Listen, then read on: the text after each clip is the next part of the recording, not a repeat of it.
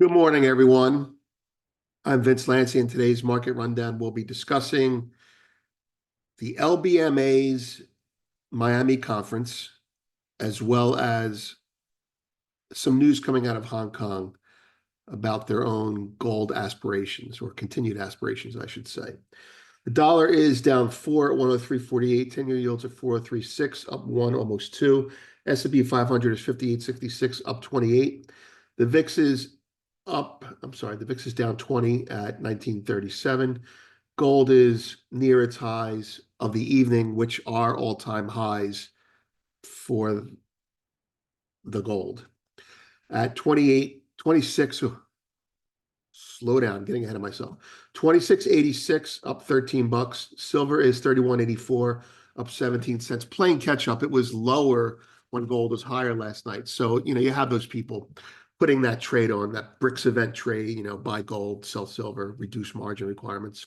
And so silver has to catch up. Copper is 432, down almost 3 cents. WTI is 70.96, down 14 cents. Natural gas 228, unchanged. Bitcoin is 66.900 and change, down 650. Ethereum is 2602, down 7. Palladium is 1033, up 8. Platinum is 1007, up 10 and change. And grains are down uniformly. Soy 978, down 8. Corn 394, down 2 and change. And wheat down 3 cents at 593. There's the front page. There's yesterday's post. People enjoyed that. There's the Hong Kong connection. We'll be discussing that today. And there's Wednesday's PM post. Okay.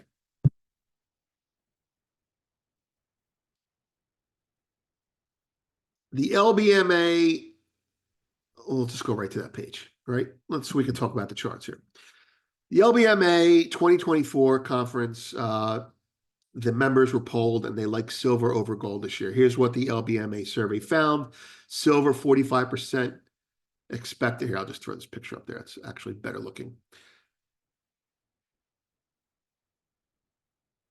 Silver, 45% expected to outperform in the precious metal sector. Gold, 37% of attendees expect gold to remain a strong performer on average. Gold prices are forecast to hit $29.41.40 an ounce this time next year. Platinum, 16% of participants expect platinum to shine in the next 12 months. And palladium, only 2% of the delegates are palladium outperforming. Okay, last year LBMA delegates underestimated gold's potential. That's putting it kindly. Predicting prices would be around $19.90 per ounce. Fast forward a year, and gold is now $26.86. It's hilarious. The question you have to ask yourself when you hear these predictions is, do you believe them? And that's it. The conference, we have the conference covered, and we have some interesting insights from there. We think they're more bullish than they say. If you remember, some central banks were talking about gold being more accumulated. All right, next story. The Hong Kong connection grows. All right, I don't think anyone's talking about this yet, but they should. Hong Kong aims to leverage its position as one of the largest global markets for gold imports and exports to become an international trading hub. Now, it's already an international marketplace, but they want to be an international gold trading hub, and that's according to John Lee, the chief executive of the Hong Kong Special Admin Region. This initiative is one of several key measures aimed at reinforcing Hong Kong's role as a global financial center. Lee also announced plans to deepen mutual market access and expand Hong Kong's offshore renminbi. Now, this is pretty significant, but it's really not unexpected because with Dubai, with Shanghai, and with Singapore all becoming, in their own way, gold hubs, Hong Kong's international status is in the process of being threatened. China's coming out, and as China comes out, Hong Kong loses its franchise. So it needs to protect it. Anyway, we think it's very significant and it's a sign of capitalism in the region. Hong Kong is going to, Hong Kong is going to remain important, if not the most important, in that area. But we'd also like to add that they're also focusing on bonds. So Hong Kong is going to be a conduit for the globalization of the renminbi.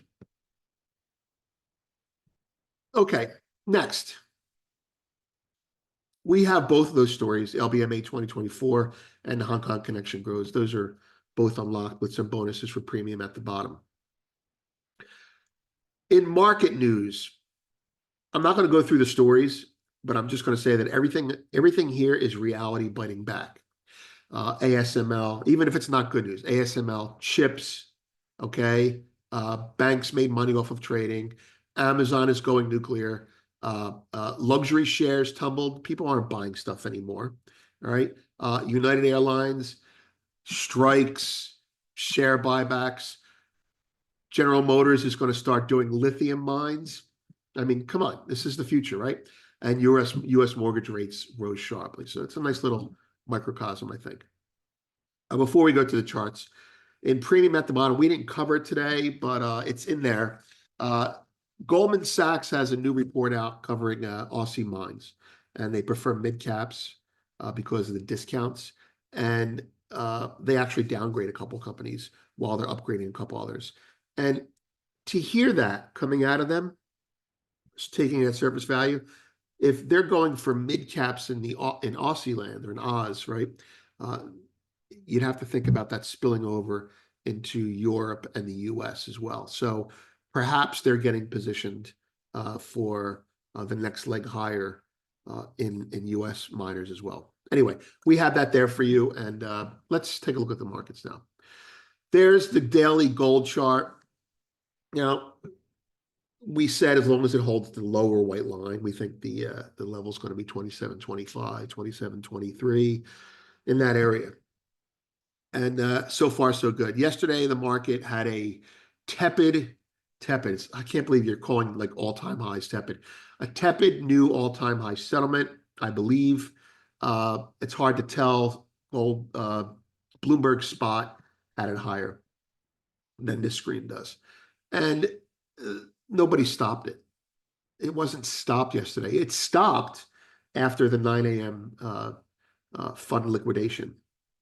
Anyway, there's really nothing to add. That's just not self-serving here, except to say that I do have a volatility system that says we're not volatile yet. I mean, it's obvious we're not volatile yet, right? But a volatility type of thing is going to happen in probably 40 to 72 hours. So by Monday, we should have a violent move, either a spike or a sell-off. I don't know yet, but you know what my opinion is directionally. One other thing, I'll be speaking with Greg Weldon and Andy Scheckman, hosted by Peter Grandich later today. And we're going to discuss BRICS. And I just want to just give you a quick preview of that. The BRICS event is a sell. It's been buy the rumor, sell the news, and I'm playing the buy the rumor part now. It's going to be a sell the news event, meaning longs will sell the BRICS event, whether it's good or bad news. The question is, will they sell it 50 lower or 100 higher? And that's what they're all playing a little bit here. The BRICS event is, I think, significant, not necessarily for what's going to come out of it, but for what they've accomplished from August of last year to now. And they've accomplished quite a bit, and I think updating what they've done is going to give you an idea of where they are. The lack of hype coming out of there this year could mean there's nothing coming out of there this year, but I don't think so. I think they got their marching orders last year. I think they followed through on their marching orders, and now they're going to the next level, which is the financialization and the agreements that they need to do. All right, let's look at a little bit shorter term here.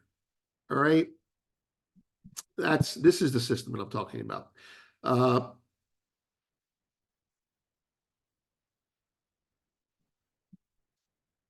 what can I say except that look at the Bollinger Bands, right? If you want to look at something like on a chart, volatility is very orderly. Exhale, inhale, right? So it opens, it closes, it opens, it closes, all the while we're going, but now it's tightening again. So every one of these exhales has been a higher move, and sometimes a day that's $30, $40 higher. So we could be getting near one of those. The question is that something to go home long with or something to get out of before the bricks? I'm just being tactical. Silver, that's a pretty busy chart there, right? All right, so silver. Uh, Again, 3150, above 3150. We're clear for 3250. I would have liked it to get there a little bit faster, but it almost got there yesterday. But let's be patient because this line is what matters going forward. Uh, that's it. That's it, folks. So I'll bring this up again.